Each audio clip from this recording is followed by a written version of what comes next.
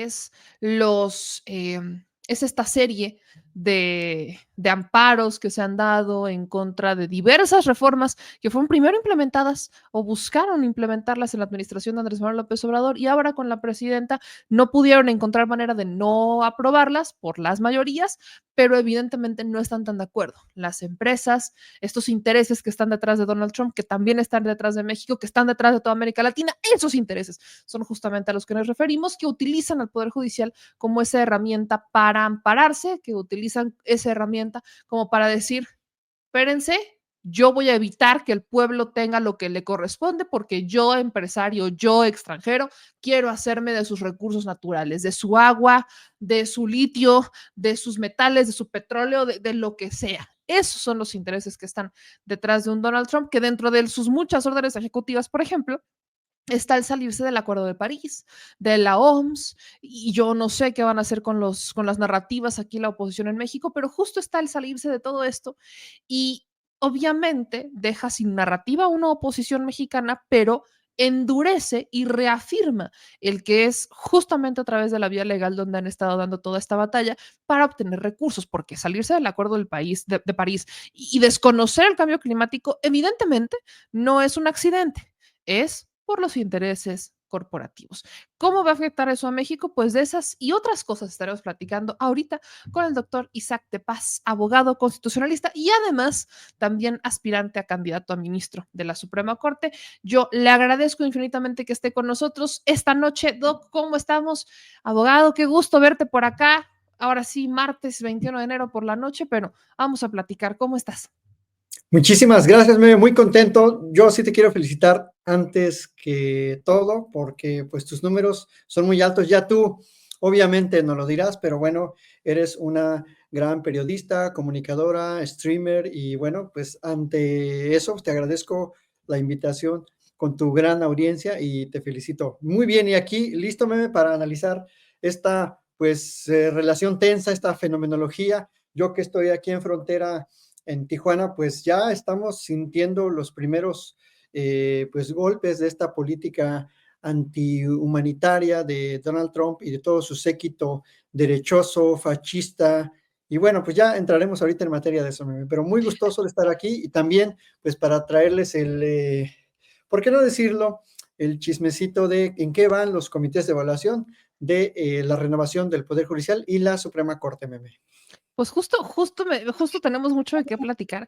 Y quiero empezar, a ver, estás en frontera, en uno de los lugares que es, así como Ciudad Juárez, Tijuana, va a ser uno de los que más va a tener estos movimientos con la orla de órdenes ejecutivas firmadas por Donald Trump.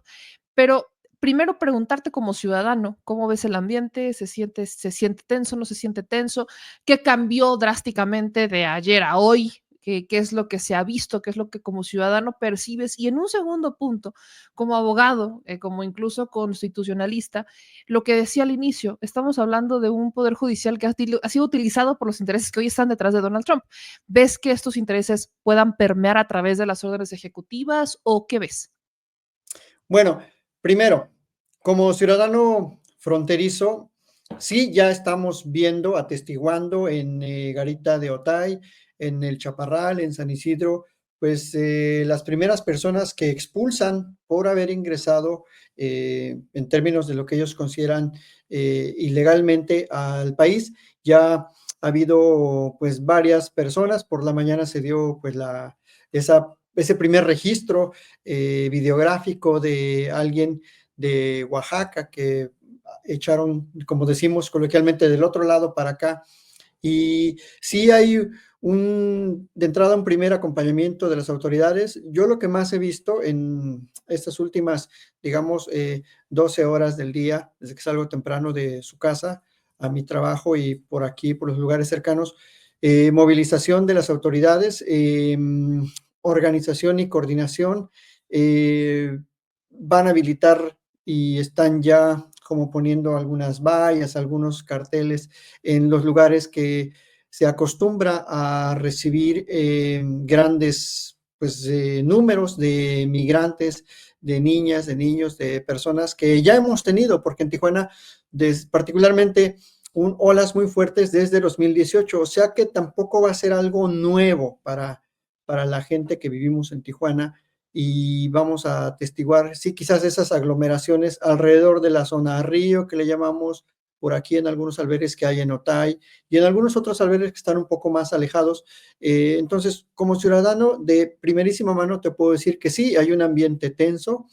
En general, también he visto en los grupos, en redes sociales, en los chats de las colonias, que hay, ¿por qué no decirlo? Llamaros al boicot, a no cruzar nosotros, los que podemos cruzar como turistas, a no consumir, porque fíjate, Meme, que muy poca gente quizás lo conoce en general en el país, que San Diego vive mucho de la economía tijuanense y viceversa, ¿no? Los negocios de Tijuana también, pero la verdad les fue más mal a ellos, a los negocios, a la Cámara de Comercio de San Diego, le fue más mal en la pandemia que a nosotros. O sea, en la pandemia se fortalecieron los negocios locales de pues, restaurantes, incluso de textilería, de ropa, y ellos perdieron una cantidad estratosférica de millones de dólares porque dejamos de cruzar.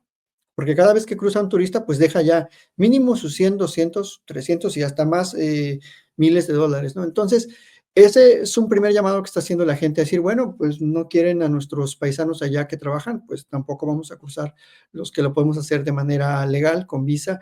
Y ese es un como sentir inicial en las redes sociales. Y segundo punto, Meme, de la pregunta sobre cómo Donald Trump ha usado al Poder Judicial, y lo digo porque ya este es su segundo término, desde el 2016 al 2020 estuvo manipulando e incluso nombrando a jueces federales, porque allá, y eso nadie de los chayoteros, de los supuestos constitucionalistas y estudiosos de la democracia lo critica, es que él tiene, o el Poder Ejecutivo de Estados Unidos tiene la facultad constitucional de nombrar jueces y juezas y magistrados y magistradas de circuito, que funcionan más o menos igual que aquí en México, ¿no? Es el mismo nombre, ¿no? Se encargan de procesos federales, de apelaciones federales. Y eso nunca se lo ha criticado a la democracia de Estados Unidos, que el Poder Ejecutivo es el que los nombra directamente y no hay ni elecciones ni nada. Pasan por una entrevista en un comité del Senado, pero casi es seguro que los nombren. Y sí, ha estado utilizando a los tribunales colegiados de circuito para validar en su momento aquellas órdenes ejecutivas de su primer mandato y ahora va a hacer lo mismo, sobre todo porque tiene esta Corte Suprema que tenemos en Estados Unidos, es la que ahorita va a seguir en el mandato de Trump y es una corte a modo de Trump, es una corte con un ala conservadora y es una corte que ha venido validando la mayoría de las decisiones para, digamos, acrecentar el control de las minorías en Estados Unidos. Entonces, veremos, sí, un poder judicial que se va a plegar a los intereses de Donald Trump en Estados Unidos, porque ya está demostrado en el mandato previo de Donald Trump que los jueces federales e incluso la Suprema Corte estuvo de su lado. En el caso de México, incluso va a haber una decisión muy importante de aquí a junio, pero ahorita va a haber unas audiencias relevantes en marzo sobre el problema de la demanda de México contra Smith Wesson y otras corporaciones armamentistas, pero por el derrotero que lleva ese caso, pues seguramente van a fallar a favor de su industria armamentista en la Suprema Corte. Entonces, no va a ser una sorpresa. Yo coincido con lo que en la mañana decía el presidente del Senado mexicano, a Vicente Serrano, el licenciado Fernández Noroña, en que sí, es un momento muy crítico para México y bueno, pues creo que la respuesta ha sido contundente de parte de nuestra presidenta y tenemos todos que cerrar filas, ¿no? Incluso en los medios y todos los que nos interesa el Estado de Derecho, la legalidad, los derechos humanos, tenemos que cerrar filas a favor de nuestro país, de nuestra comunidad migrante, Meme. Isaac, aquí obviamente vemos que va a haber es mucha negociación. Entendemos que Trump es la manera en la que él trabaja, piensa como un negociador, no como un político, piensa como empresario, no como político. Y vemos que hay estas negociaciones, ¿no? Como este estirilla, este afloje, pero en los hechos, ¿podría darse una batalla legal en tribunales? Por ejemplo, entendiendo que aquí México tiene una postura distinta al tema migratorio que a la que tienen en Estados Unidos, o el tema de los aranceles, o incluso esta disputa bastante ridícula del tema del Golfo que ya la presidenta la aclaraba el día de hoy, diciendo, a ver, esto solo aplica en territorio estadounidense. Aquí y en el mundo le seguiremos diciendo Golfo de México. Pero ¿podría darse una batalla entre México y Estados Unidos en tribunales o no ves esas condiciones? ¿Cuál es el escenario que ves de manera legal? O incluso no descartemos el uso de estos lobbies, de estos cabilderos que vienen a intentar disuadir, que al final la intención es esa, ¿no? Trump empuja para que el punto medio caiga dentro de la cancha de lo que a Estados Unidos le conviene. Bueno, te respondería como en tres vertientes, Meme. Sí puede haber un incremento de de la litigiosidad por los diferendos de entrada de los aranceles, porque tenemos un tratado comercial y ya ese tratado establece las reglas para solucionar amigablemente o a través de los paneles que ya están predispuestos las controversias, ¿no? Como esta reciente que se tuvo sobre el maíz transgénico. Entonces, lo otro es, digamos, en el tema de las expulsiones, de las órdenes ejecutivas, de las expulsiones en masa, muchos de nuestros paisanos, migrantes, pueden y seguramente van a defenderse legalmente porque sí hay manera bajo las leyes de Estados Unidos de argumentar, por ejemplo, que tienen una familia, que son la cabeza de manutención de esa familia, de un hijo, de una hija, y los jueces administrativos en Estados Unidos son muy cuidadosos para validar ese tipo de expulsiones e incluso yo conozco casos en que personas que han sido detenidas por la migra por una infracción, que son ilegales, pero que ya tienen familia en Estados Unidos, pues incluso pueden lograr por lo menos un permiso provisional para quedarse en Estados Unidos. Entonces, lo que te puedo decir es que en California, en San Diego, en Los Ángeles, hay ya bastantes organizaciones. De hecho, digo, hay ahorita una como política del consulado de generar estas sinergias con organizaciones legales para establecer mecanismos de defensa para pues esas personas que pidan la ayuda, se acerquen al consulado y evitar ser expulsadas.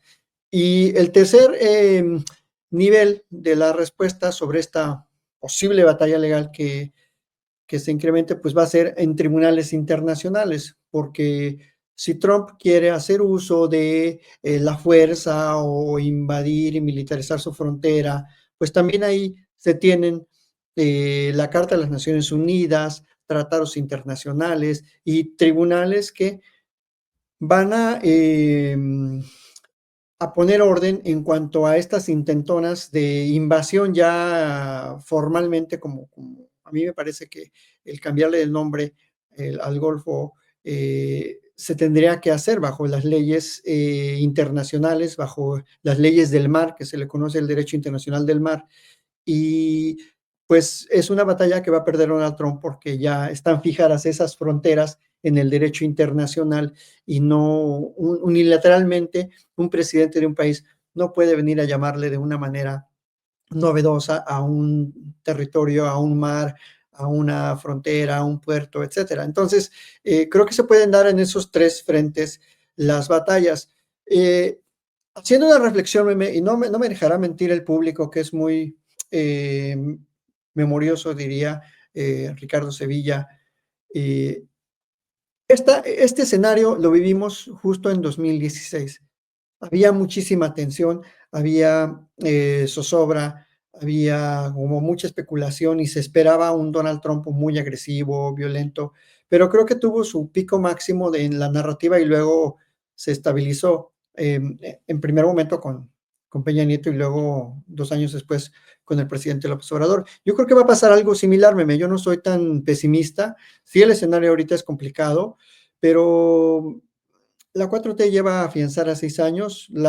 Hoy si escuchamos hoy, la gente que escuchamos la mañanera porque nos gusta estar informados, el plan está perfectamente diseñado. Ahí, bueno, ya hasta saben qué les van a dar de comer a los posibles migrantes expulsados. Y creo que eso es una gran diferencia entre cómo recibir estas andanadas, estos ataques, estas políticas de Donald Trump antimigratorias hace 6 años y ahora. Entonces creo que se tiene una administración pública federal en México mucho más sólida, organizada, eficiente y con una respuesta que ya se está viendo, ¿no? Desde ahora, con todos los frentes, desde el frente de la seguridad, el frente de la protección de los derechos humanos y el frente de la logística, de que si las personas quisieran regresar a sus lugares de orígenes, bueno, va a haber hasta apoyos económicos. Entonces, creo que sí, tenemos que hacer un llamado a la calma. A mí me parece muy admirable la respuesta de la doctora Sheinbaum, pero no sorprendente porque es una persona con unas cualidades académicas, científicas y sabe de lo que está, sabe a lo que se está enfrentando y eso nos debe dar confianza, creo que como país. Ahora, Isaac, quiero preguntarte ya sobre el Poder Judicial aquí en México, porque evidentemente gran parte también de la batalla se librará acá, pero estamos con un Poder Judicial en renovación y un Poder Judicial que no solamente le tocará librar batallas internacionales o que no solamente le tocará librar batallas que para ellos no han sido batallas, como por ejemplo defender las causas justas, sino que se han sometido históricamente a los intereses corporativos. Pero entendiendo que viene esta renovación, que estamos en este proceso en el cual incluso estás participando, la gente a veces nos pregunta si quizás con esta reforma, ahora implementación judicial, con la elección judicial, realmente van a cambiar las cosas, si realmente podremos ver y sentir un cambio o si hace falta más, entendiendo que aún hay una resistencia, ¿no? Lo que pasaba con el Poder Judicial, que el propio comité del Poder Judicial le cierra la puerta a los que se registraron por el propio Poder Judicial para la contienda y que termina siendo el Poder Legislativo, el Poder Ejecutivo, el que terminan sacando la cara diciendo, a ver, vamos a ver la manera en la que estas personas no pierdan su participación, aunque tendrían que perderla porque pues el comité del Poder Judicial dice yo no voy a participar o no voy a continuar con el proceso y entonces esa vía se termina, pero otra vez cae la narrativa y tenemos este escenario. ¿Qué es lo que has visto, incluso qué es lo que has vivido como parte del proceso ahora? Bueno, Meme, el cambio va a ser gradual, Meme, porque recordemos que es un proceso de renovación gradual. No es verdad, es una absoluta mentira, lo que incluso algunos integrantes del Poder Judicial manejan como que van a echar a la calle o casi ya echaron a la calle a 1,500 personas juzgadoras, juezas, jueces, magistrados, magistradas y a todos los ministros y ministras de la Corte. No es cierto. O sea, se están renovando alrededor de 760 cargos. Varios de esos cargos, las personas optaron por estar en la contienda, muchos también han optado por decir no voy a la contienda. Y sí tiene que haber un cambio, Meme, pero va a ser gradual, porque los nuevos perfiles que estamos participando, que hemos mandado nuestros documentos, que consideramos ser las personas idóneas para sustituir a los integrantes del Poder Judicial o a las plazas que se sacaron básicamente a concurso, pues somos personas capacitadas, Meme, pero el cambio será gradual, capacitadas y sobre todo con un sentido de una nueva justicia. Y no lo digo por mí, lo digo por muchos de los que conozco y muchas de las personas, mujeres abogadas que conozco, tienen la capacidad, tienen el sentido de justicia social y creo que van a hacer un gran trabajo porque además es una oportunidad histórica que se nos abre a quienes siempre habíamos tenido esa puerta cerrada, o sea, la gente externa que no era del Poder Judicial, pero que tenemos un buen desempeño legal, constitucional y académico de primerísima, pues no podíamos participar. Así fuéramos muy truchas, como decimos por acá, pues era un poder hermético. Entonces, en ese sentido, que se abra al escrutinio y a la renovación externa un poder, pues se va a acabar con la endogamia y van a llegar nuevos perfiles que van a tener otra mística, van a tener otra visión de impartir justicia y, por supuesto, una gran capacidad de servicio que tenemos que tener, ¿no? Más todas las demás cualidades que están ahí en la Constitución y que debemos cumplir esos requisitos. Entonces, sí va a haber un cambio, pero va a ser gradual. Ahora, También aclaro, y siempre he dicho desde que me lo han preguntado, desde hace un año, un poco más, antes de que se presentara la iniciativa que dio lugar a la reforma constitucional del Poder Judicial.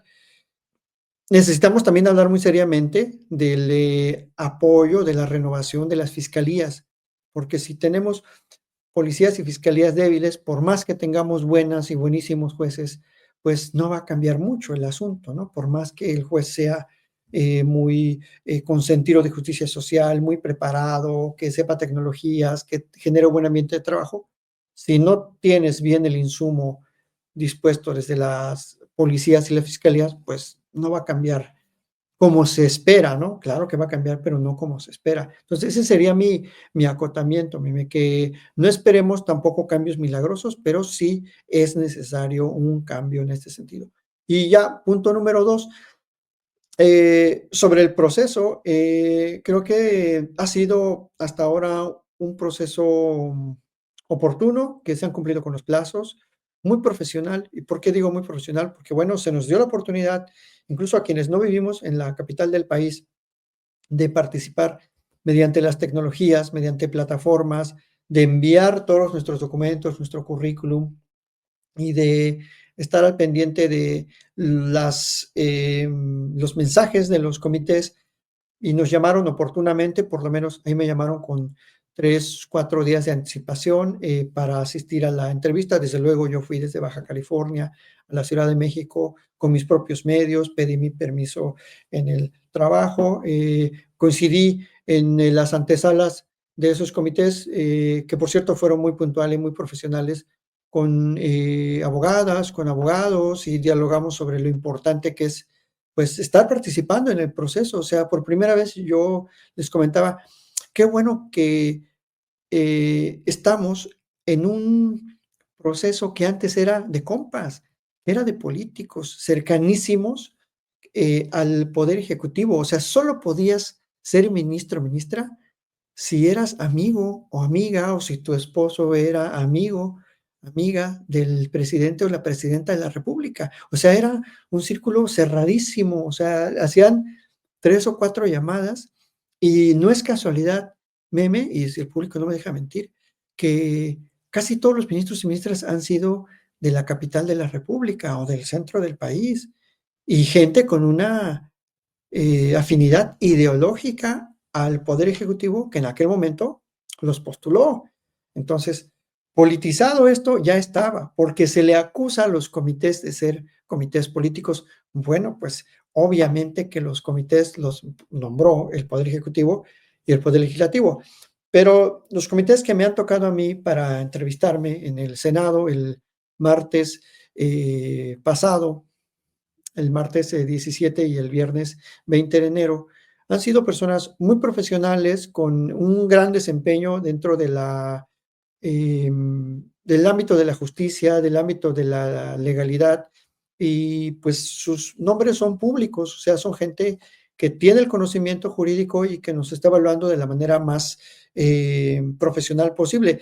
Y digo evaluando porque se nos ha cuestionado, pues, aspectos estrictamente constitucionales, Meme, porque por ahí también se están manejando algunas versiones de que ha sido poco profesional. Yo en mi experiencia te puedo decir, Meme, que me parece profesional, que todo sea puntual, que se lleve un orden, que las preguntas sean todas técnicas. Todas las preguntas que se nos han formulado son estrictamente técnicas de profundo conocimiento constitucional, preguntas de frontera, de los problemas constitucionales más relevantes que están pasando en este momento en México. Y eso, Meme, no lo puede contestar cualquiera, no lo puede contestar alguien que no tiene un conocimiento de tiempo de la cultura constitucional, de los asuntos en la Suprema Corte, de los principios que desarrolla la Suprema Corte cuando interpreta la Constitución, de las metodologías que se usan para resolver casos, de los ejemplos que por lo menos a mí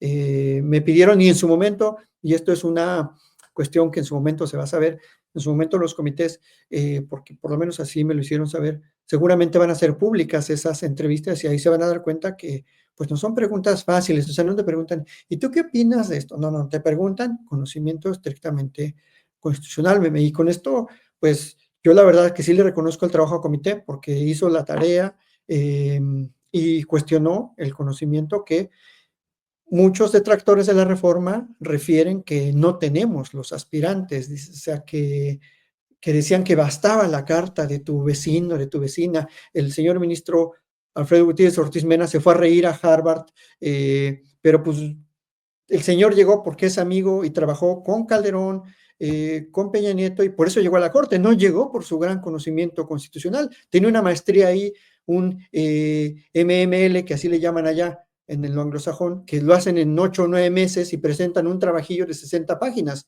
Yo creo que mi maestría es mucho más digna, ¿no? Entonces, te puedo decir que ha sido un procedimiento bien serio y bien profesional, meme, y a todo el público, porque pues como a lo mejor no se tiene tanta gente conocida que pueda platicar su experiencia, yo con todo respeto a los comités y al público sí le digo que ha sido una cosa muy seria, muy profesional.